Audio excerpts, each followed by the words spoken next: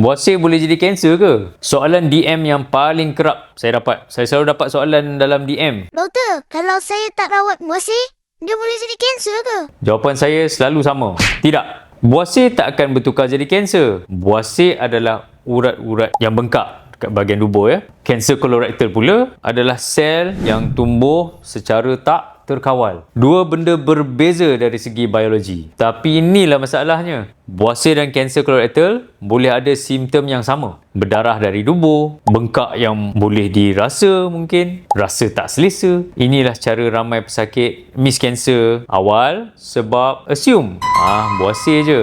Korang boleh ada buasir dan kanser kolorektal at the same time, sekaligus ya. Satu tak bermakna tak ada yang lain. Buasir tak akan jadi kanser. Tapi jangan biar buasir jadi excuse untuk korang abaikan simptom yang patut diperiksa. Kalau berdarah dari bawah, buat pemeriksaan. Kalau buasir je, lega. Kalau bukan, then boleh dapat treatment yang bersesuaian.